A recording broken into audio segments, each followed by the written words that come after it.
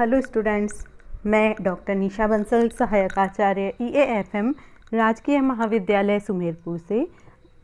आज की वीडियो में हम बात करेंगे बीकॉम प्रथम वर्ष के लिए प्रश्न पत्र द्वितीय आर्थिक पर्यावरण। आज का अपना टॉपिक है उदारीकरण पार्ट 2। पिछले वीडियो में पार्ट 1 में हमने देखा था उदारीकरण का अर्थ एवं परिभाषा और उदारीकरण के जो वर्तमान स्वरूप है, रिसेंट ट्रेंड्स जो हैं वो हमने पिछले वीडियो में पढ़ ली थी। आज के वीडियो में हम बात करेंगे उदारीकरण के सकारात्मक प्रभाव। ये सकारात्मक प्रभाव कृषि को ध्यान में रखते हुए औद्योगिक विकास के रूप में और व्यापार पर क्या सकारात्मक प्रभाव उदारीकरण के हुए हैं, इस बारे में हम चर्चा करते हैं। तो आइए देखते हैं, स्टार्ट करते हैं उदारीकरण के सकारात्मक प्रभाव। सबसे पहले हम देखते हैं उदारीकरण के जो सकारात्मक प्रभाव हैं उनमें कृषि पर क्या प्रभाव रहे हैं। तो कृषि क्षेत्र में सबसे पहला प्रभाव हुआ है सकल राष्ट्रीय उत्पाद एवं कृषि विकास की दर में वृद्धि, increase in GDP and agriculture growth rate. देखिए, उदारीकरण के कारण हमारे देश में जो GDP थी या कृषि का जो कृषि और कृषि से संबंधित जो भी क्षेत्र हैं उनकी GDP दर में वृद्धि हुई है। आर्थिक सुधारों की जो प्रारंभिक अवस्था है उसमें हमारे देश की कृषि विकास दर 3.7% थी और 1997-98 से लेके 2006-07 की अवधि में ये विकास दर 2.5% रह गई। लेकिन यदि हम बात करें 11वीं पंचवर्षीय योजना में तो औसत कृषि की विकास दर GDP के रूप में हमें मिली 3.28%। हालांकि लक्ष्य 4% था 11वीं पंचवर्षीय योजना में कृषि विकास का, हमें 3.28% रही है, लेकिन काफ़ी अच्छी ग्रोथ रेट इसमें रही है कृषि में।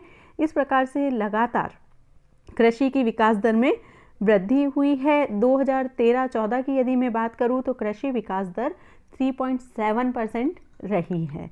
तो इस प्रकार से उदारीकरण के फलस्वरूप देश में सकल राष्ट्रीय उत्पाद GDP में कृषि विकास की दर में वृद्धि हुई है। नेक्स्ट पॉइंट देखते हैं, दुग्ध उत्पादन एवं प्रति व्यक्ति उपलब्धता में वृद्धि। देश में दुग्ध उत्पादन में वृद्धि हुई है, दुग्ध की प्रति व्यक्ति उपलब्धता में भी वृद्धि हुई है।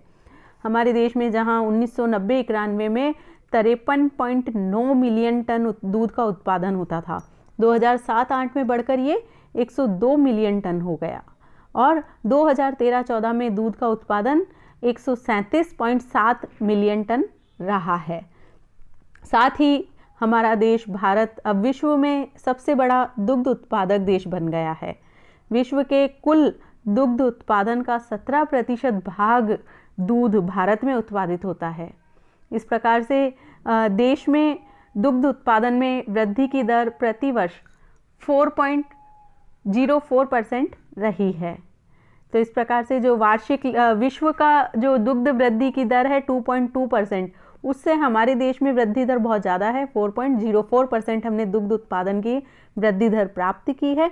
तो इस प्रकार से हमारे देश में बढ़ती हुई जनसंख्या के अनुसार दुग्ध की उपलब्धि संपूर्ण मात्रा में हमारे पास है। तो दुग्ध उत्पादन में हमने वृद्धि प्राप्त की है। नेक्स्ट पॉइंट देखिए, मत्स्य एवं समुद्री उत्पादों के उत्पादन एवं निर्यात में वृद्धि। देखिए, उदारीकरण की नीति अपनाने के बाद हमारे देश में मत्स्य और समुद्री उत्पादों के उत्पादन में और निर्यात में उल्लेखनीय वृद्धि हुई है। इसके अंतर्गत चूंकि मत्स्य क्षेत्र बहुत सारे सहायक उद्योगों के विकास को प्रोत्साहित करता है, पौष्टिक भोजन उपलब्ध करवाता है, सस्ता भोजन इसके द्वारा उपलब्ध होता है, समुद्री उत्पादों के निर्यात में वृद्धि करता है। तो इस क्षेत्र में या हम ये कह दें कि जो पिछड़ा क्षेत्र है, एक बहुत बड़ा पिछड़ा वर्ग है देश का, उसकी आजीविका का मुख्य स्रोत यही क्षेत्र है। तो इस क्षेत्र में हमने अभूतपूर्व वृद्धि की है। विश्व मत्स्य उत्पादन में हमारे देश का हिस्सा है 5.4% और इसी हिस्से के साथ भारत विश्व में द्वितीय स्थान पर इस क्षेत्र में रहा है, मत्स्य उत्पादन के क्षेत्र में। और साथ ही समुद्री उत्पादों का निर्यात हमारे देश में 4.5 गुना बढ़ा है। और इससे जो हमें निर्यात मूल्य प्राप्त होता है 893 करोड़ रुपए जो निर्यात मूल्य प्राप्त होता था वो बढ़कर हो गया है 16,585 करोड़ रुपए। तो इस प्रकार से निर्यातों के क्षेत्र में भी मत्स्य प्रोडक्ट के और समुद्री उत्पादों के निर्यातों के क्षेत्र में भी हमारे देश ने अभूतपूर्व वृद्धि की है। नेक्स्ट पॉइंट है खाद्यान्न उत्पादन में वृद्धि। हमारे देश ने खाद्यान्न उत्पादन में अभूतपूर्व वृद्धि की है। 1990-91 में देश में 176.4 मिलियन टन खाद्यान्न का उत्पादन होता था। 2001-2 में ये बढ़कर हो गया है 212.9 मिलियन टन। और साथ ही चावल के उत्पादन में भी वृद्धि हुई है। चावल का उत्पादन हमारे देश में 74.3 मिलियन टन था जो बढ़कर हो गया 106.5 मिलियन टन। इस प्रकार से हमारे देश में खाद्यान्नों का विशाल भंडार एकत्रित हो चुका है और देश में अब खाद्यान्न आयातक की जगह हमारा देश खाद्यान्न निर्यातक देश बन चुका है। तो इस प्रकार से खाद्यान्न उत्पादन में भी हमने अच्छी वृद्धि प्राप्त की है। नेक्स्ट पॉइंट है गन्ना उत्पादन में वृद्धि। देखिए गन्ने के उत्पादन में भी हमारे देश में लगातार वृद्धि हुई है। 1990-91 में देश में 241 मिलियन टन गन्ने का उत्पादन होता था। 2011-12 में बढ़कर ये हो गया 361 मिलियन टन और 2013-14 में 348 मिलियन टन गन्ने का प्रोडक्शन हमारे देश में हुआ है। नेक्स्ट पॉइंट देखिए कृषि उत्पादन सूचकांक में वृद्धि। पिछले एक दशक में हमारे देश में कृषि उत्पादन के सूचकांक में काफ़ी वृद्धि हुई है। 2008-9 में कृषि उत्पादन सूचकांक 107 था जो 2010-11 में 121 हो गया और साथ ही 2013-14 में कृषि उत्पादन सूचकांक 114.7 रहा है। तो इस प्रकार से कृषि उत्पादन सूचकांक में भी देश ने निरंतर वृद्धि की है। नेक्स्ट देखते हैं प्रमुख फसलों की प्रति हेक्टेयर उपज में वृद्धि। पिछले एक दशक में हमारे देश में प्रमुख फसलों की प्रति हेक्टेयर पैदावार में वृद्धि हुई है। 1990-91 में 1380 किलोग्राम हेक्टेयर खाद्यान्न का उत्पादन हुआ जो 2001 में बढ़कर हो गया है 1626 किलोग्राम प्रति हेक्टेयर और 2013-14 में ये उत्पादन रहा है 2101 किलोग्राम प्रति हेक्टेयर उत्पादन हमने प्राप्त किया है। तो इस प्रकार से प्रमुख फसलों के उत्पादन में भी लगातार वृद्धि हुई है। उदारीकरण के कारण अगला प्रभाव हमारे कृषि पर पड़ा है। विभिन्न फसलों के सिंचित क्षेत्र में वृद्धि हुई है। 1990-91 में कुल क्षेत्र का 35.1% क्षेत्र सिंचित क्षेत्र था और लगभग 65% क्षेत्र गैर सिंचित क्षेत्र में सम्मिलित था। 2008-9 में कुल क्षेत्र का 55.9% भाग सिंचित क्षेत्र में कन्वर्ट हो चुका है, परिवर्तित हो चुका है। इस प्रकार से देश में सिंचित क्षेत्र में लगातार वृद्धि हुई है। और साथ ही यदि हम बात करें तो सरकार ने 1996-97 में 1996 और 97 में त्वरित सिंचाई लाभ कार्यक्रम प्रारंभ किया जिसका मुख्य उद्देश्य था सिंचाई क्षमता को विकसित करना, सिंचाई क्षमता में वृद्धि करना। तो इस प्रकार से सिंचाई के क्षेत्र में भी हमने वृद्धि की है। सिंचित क्षेत्र की मात्रा में देश में लगातार वृद्धि को प्राप्त किया है। नेक्स्ट पॉइंट है उर्वरकों के उत्पादन एवं उपभोग में वृद्धि। देश में जो फर्टिलाइजर्स का उत्पादन और उपभोग है उसमें वृद्धि हुई है। 1990-91 में देश में उर्वरकों का 9,45,000 टन कुल उत्पादन हुआ था और 2000-2001 में बढ़कर 14,752 टन प्रोडक्शन हमने किया है उर्वरकों का। इसी प्रकार से वर्ष 2012-13 में उर्वरकों का उपभोग 25,536 टन रहा है। तो इस प्रकार से उर्वरकों के उत्पादन में जहां देश ने वृद्धि की है वहीं उर्वरकों के उपभोग में भी लगातार वृद्धि हुई है। नेक्स्ट पॉइंट देखिए कृषि निर्यातों में वृद्धि। देखिए कृषि निर्यातों में लगातार हमने वृद्धि प्राप्त की है। 2006-07 में भारत ने 13.03 अरब मूल्य की कृषि वस्तुओं का निर्यात किया था जो कुल निर्यातों का लगभग 10.3% था इस प्रकार से जो हमारे निर्यात हैं उनमें समुद्री उत्पाद, चावल, कपास, काजू, गिरी, मसाले, कॉफ़ी, चाय, चीनी, मांस और मांस से बनी हुई वस्तुएं, फल, सब्जियां, दालें आदि महत्वपूर्ण स्थान रखती है निर्यातों में। इस प्रकार से देश में करीब करीब 43,128 मिलियन डॉलर मूल्य के कृषि उत्पादों का निर्यात 2013-14 के अंतर्गत कुल किया गया, जो कुल निर्यातों का 13.8% था। इस प्रकार से देश में कृषि निर्यातों में भी लगातार वृद्धि हुई है। नेक्स्ट पॉइंट देखिए आप, घरेलू बाजार का उदारीकरण। देश में कृषि के क्षेत्र में घरेलू बाजार में लगातार उदारीकरण की नीति को अपनाया जा रहा है। कृषि के क्षेत्र में जो नियंत्रण, नियमन या कानून बनाए गए हैं उनको शिथिल किया गया है सरकार के द्वारा, उनमें ढील दी गई है। बहुत से कानून ऐसे हैं जो कृषि के विकास में बाधक बने हुए हैं। ऐसे कानूनों को सरकार द्वारा समाप्त किया गया है। समय समय पर सरकार ने कृषि क्षेत्र में परिवर्तन करने के लिए विभिन्न प्रकार के नियमों में ढील दी है, नए कानून लगाए हैं जो आवश्यक हैं। तो इस प्रकार से कृषि कानूनों में भी छूट दी है, घरेलू बाजार का उदारीकरण भी किया गया है। नेक्स्ट पॉइंट देखिए, किसानों को संरक्षण की व्यवस्था। हमारे देश में कृषि के अंतर्गत किसानों के संरक्षण की व्यवस्था सरकार द्वारा की गई है। ऐसे कानून और व्यूह रचनाएं बनाई गई है जिससे किसानों के हितों की सुरक्षा की जा सके।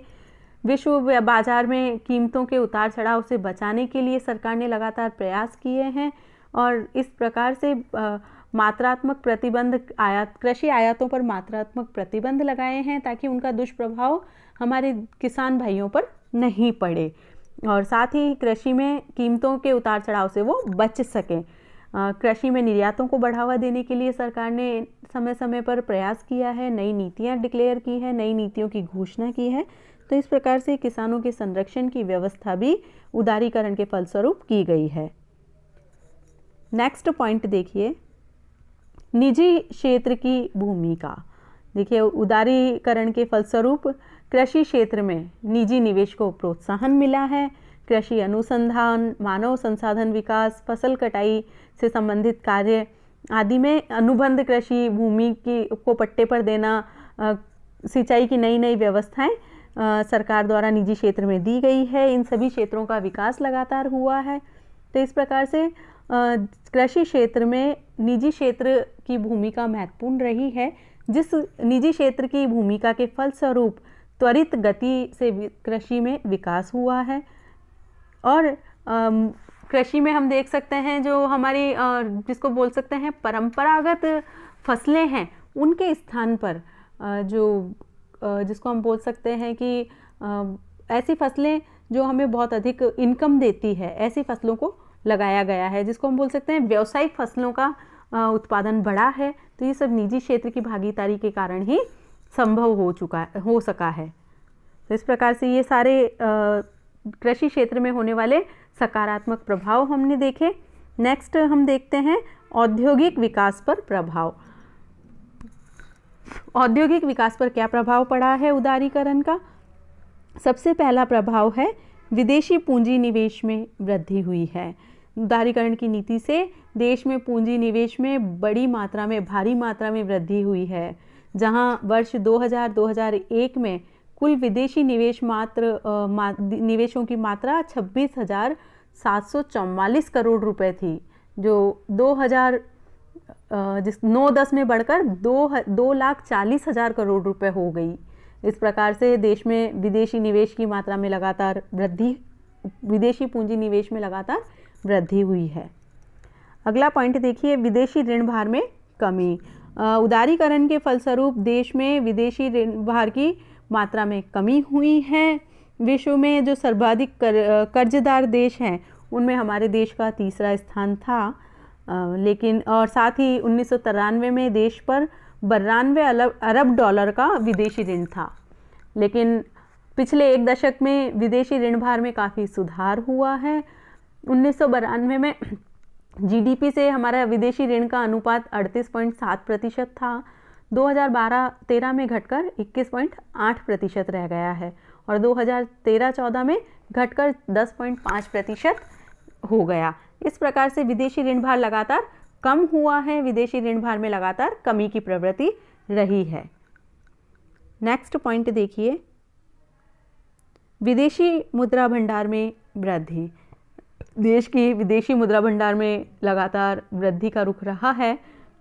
हालांकि 1964-65 में विश्व निर्यात में भारत का जो कुल हमारा जो भाग था वो 1% था और इस कारण से हमारे विदेशी मुद्रा भंडार काफ़ी कम थे। लेकिन उदारीकरण की नीति के कारण मार्च 1997 में $26,423 मिलियन के विदेशी मुद्रा भंडार हमारे पास उपलब्ध थे, जो जनवरी 2000 में बढ़कर $31,940 मिलियन हो गए। इस प्रकार से लगातार हमारे विदेशी मुद्रा भंडार में वृद्धि हुई है। आगे देखिए, 2014 में ये विदेशी मुद्रा भंडार हमारे पास थे $320.6 बिलियन। तो इस प्रकार से उदारीकरण के फलस्वरूप देश के विदेशी मुद्रा भंडार में बहुत अधिक मात्रा में वृद्धि हुई है। नेक्स्ट पॉइंट देखिए, जीडीपी एवं औद्योगिक विकास दर में वृद्धि। देखिए, विकास दर किसी भी देश की प्रगति का मापदंड होता है और हमारे देश में उदारीकरण से पूर्व जीडीपी में 5.4% की वार्षिक वृद्धि दर देखी गई थी या 5.4% की वृद्धि दर रही है, जो हम देख सकते हैं 2010-2011 के दौरान ये वृद्धि दर औद्योगिक विकास दर के रूप में 8.2% रही। तो इस प्रकार से देखिए आप, औद्योगिक विकास दर में लगातार उदारीकरण के बाद वृद्धि देखने को मिली है। हालांकि 2014-15 में ये वृद्धि दर घटकर 2.1% रह गई है, लेकिन फिर भी उदारीकरण से पूर्व की हम तुलना करें तो उदारीकरण के पश्चात लगातार औद्योगिक विकास दर में वृद्धि हमने प्राप्त की है। नेक्स्ट पॉइंट देखिए, उत्पादन में वृद्धि। देखिए, जो हमारे देश में विभिन्न प्रकार के नियंत्रण स्थापित किए गए थे औद्योगिक क्षेत्र में, उदारीकरण के फलस्वरूप उन नियंत्रणों में ढील दी गई, कुछ नियंत्रणों को हटा दिया गया, जिसके फलस्वरूप औद्योगिक उत्पादन में वृद्धि हुई है। हमारे देश में उदारीकरण से पूर्व औद्योगिक और उपभोक्ता वस्तुओं की कमी थी, लेकिन कुछ वर्षों से स्थिति में परिवर्तन हुआ है। औद्योगिक और उपभोक्ता वस्तुएं हमें पर्याप्त मात्रा में उपलब्ध हो पाई हैं। नेक्स्ट पॉइंट देखिए, महंगाई पर अंकुश। चूँकि उदारीकरण से पूर्व हमारा देश सिर्फ अपने ही उद्योगों पर निर्भर था और पुरानी तकनीक के कारण हमारे देश की वस्तुएं महंगी थी, उनकी लागतें ज़्यादा होने के कारण कीमतें भी ज़्यादा थी। लेकिन उदारीकरण के फलस्वरूप जो प्रतिबंध थे वो हट जाने के कारण आयातों में वृद्धि हुई है, विदेशी वस्तुएं हमें अवेलेबल होने लगी है, जिसका मुख्य प्रभाव पड़ा है कि जो कीमतें बढ़ गई थी उनकी कीमतों की वृद्धि पर रोक लगी है, अंकुश स्थापित हुआ है। तो इस प्रकार से महंगाई पर अंकुश लगा है। नेक्स्ट पॉइंट देखिए, नए उद्यमी वर्ग का प्रादुर्भाव। उदारीकरण के परिणाम स्वरूप हमारे देश में एक नए उद्यमी वर्ग का प्रादुर्भाव हुआ है, जो देश में औद्योगिक गतिशीलता को बढ़ाए हुए है और साथ ही अंतर्राष्ट्रीय स्तर पर भारतीय उत्पादों की गुणवत्ता को बनाए रखने में नया कीर्तिमान स्थापित कर रहा है। साथ ही देश की प्रतिस्पर्धा शक्ति को लगातार बढ़ाए हुए है अंतर्राष्ट्रीय स्तर पर। तो इस प्रकार से देश में उदारीकरण के फलस्वरूप नए उद्यमी वर्ग का जन्म हुआ है। नेक्स्ट पॉइंट देखिए, प्रतिस्पर्धा की शुरुआत। हमारे देश में जो उदारीकरण के फलस्वरूप विभिन्न क्षेत्रों में वास्तविक प्रतिस्पर्धा स्थापित हुई है, फिर से प्रतिस्पर्धा की शुरुआत हुई है। देशी उद्यमी और विदेशी कंपनियों के बीच प्रतिस्पर्धा स्थापित हुई है। साथ ही हमारे देश के उत्पादक, हमारे देश के उद्योगपति कीमत और वस्तु की किस्म दोनों पर ध्यान देने लगे हैं, क्योंकि बाजार में वही वस्तु टिक सकती है जो सस्ती हो और श्रेष्ठ हो। तो इस प्रकार से प्रतिस्पर्धा के फलस्वरूप ही अच्छी क्वालिटी की कम कीमत पर वस्तुएं हमें प्राप्त हुई हैं। नेक्स्ट पॉइंट देखिए, सर्वोत्तम तकनीक का आयात। चूँकि उदारीकरण के कारण विभिन्न देशों से आयात किया जा सकता है, आयातों पर से प्रतिबंध हटा है। आयातों पर प्रतिबंध हटने के कारण देश सर्वोत्तम तकनीक का आयात करने में सफल हुआ है। एकाधिकारी कानून से एकाधिकारी प्रतिबंध हटने के कारण बड़े पैमाने की बस्तें हमें प्राप्त हुई है। हमारी उद्योगपति नई तकनीक मंगाने में, नई तकनीक का आयात करने में सफल रहे हैं। तो इस प्रकार से नई और सर्वोत्तम तकनीक हमें प्राप्त हुई है। नेक्स्ट पॉइंट देखिए, भ्रष्टाचार में कमी। चूँकि लाइसेंस, परमिट, कोटा आदि ये सभी व्यवस्थाएं समाप्त हो चुकी है, नौकरशाही की बाधाएं दूर हुई हैं, जिससे भ्रष्टाचार में भी कमी आई है। तो इस प्रकार से औद्योगिक क्षेत्र में हमें ये सुधार, सकारात्मक सुधार देखने को मिले हैं। नेक्स्ट हम देखते हैं व्यापार पर प्रभाव।